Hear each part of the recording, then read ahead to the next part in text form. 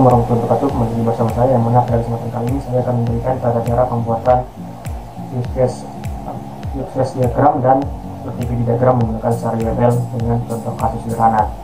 Dimana contohnya itu penginputan data dari sistem penggajian karyawan.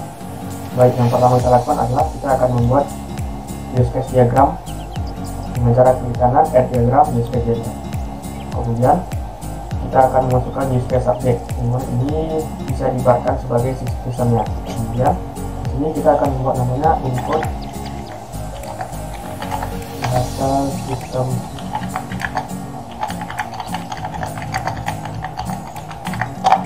data sistem penggajian karyawan. Selanjutnya kita akan masukkan use case yang mana use case ini merupakan sebuah gambaran dari sistem input data ini.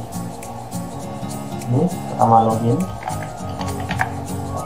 Use case kedua, di sini ada input data.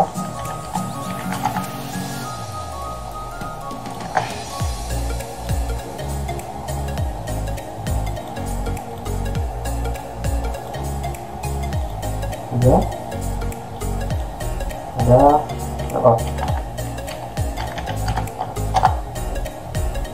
Selanjutnya kita akan memasukkan aktornya. Aktor di sini bisa ibaratnya kita sebagai admin atau HRD dari sistem penggajian ini.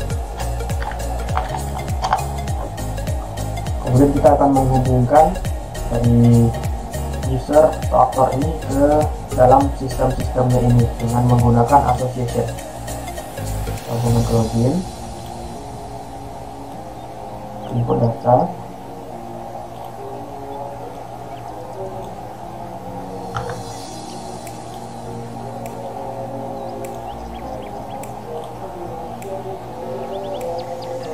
kemudian kita akan menambahkan include untuk loginnya, yaitu dimana include ini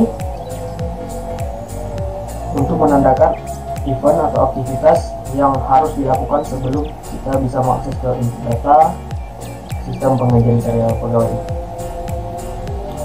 Ini kita tambah use case.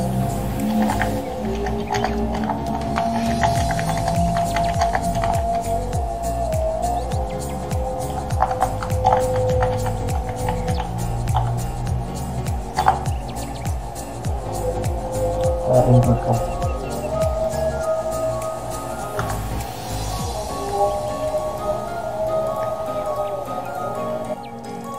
Baik, maka ini merupakan use case diagram yang kita miliki sini, yang mana user atau HR atau admin dari sebuah sistem ini dia harus login, yang mana login ini kita memerlukan untuk menginput username dan password terlebih dahulu supaya kita bisa mengisi data atau login.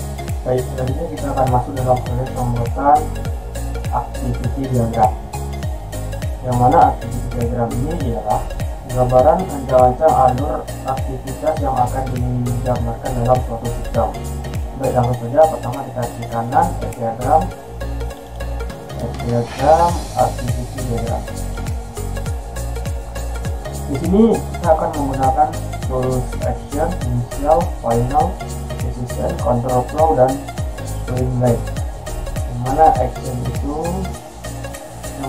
itu merupakan aksi yang akan dilakukan antara user dan sistem. Sedangkan inisial untuk menandakan di mana kita akan memulai, final untuk menandakan bahwa ini telah berakhir.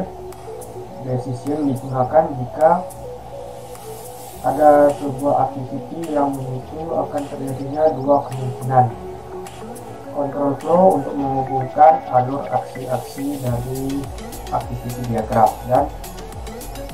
dan sebagai pemisahnya kita akan menggunakan swimlane yang vertikal ini untuk antara pemisah bagian user dan sistem. Baik, langsung saja kita membuatnya. Nah, ini dia gambaran dari activity diagram untuk input data dari sistem penggajian karyawan. Mulai di sini kita mulai, dan kita akan memulai di sini dengan membuka form login di bagian user, kemudian akan dialihkan ke sistem untuk dimintai memasukkan username dan password, kemudian dibalikkan ke user dan diminta untuk mengisi username dan password, kemudian akan dicek di sistem apakah username password ini benar atau tidak, dan ini menggunakan dari tool action tadi. Kemudian di sini kita akan memberikan decision karena dia memiliki dua kemungkinan. Jika username dan password dimasuk atau password dimasukkan salah, maka akan menampilkan pesan kesalahan dan dikembalikan ke halaman form login. Dan jika benar, maka dia akan menuju ke dashboard, dan di dashboard ini akan membuka, dan ketika di dashboard maka user akan membuka form input data. Kemudian sistem akan menampilkan sistem form data. Kemudian di sini finishnya kita menggunakan yang final. Dan untuk menghubungkannya ini kita menggunakan control flow. Baik, cukup sekian. Bila ada kesalahan mendengarkan, wabillahi taufiq wal hidayah. Wassalamualaikum warahmatullahi wabarakatuh.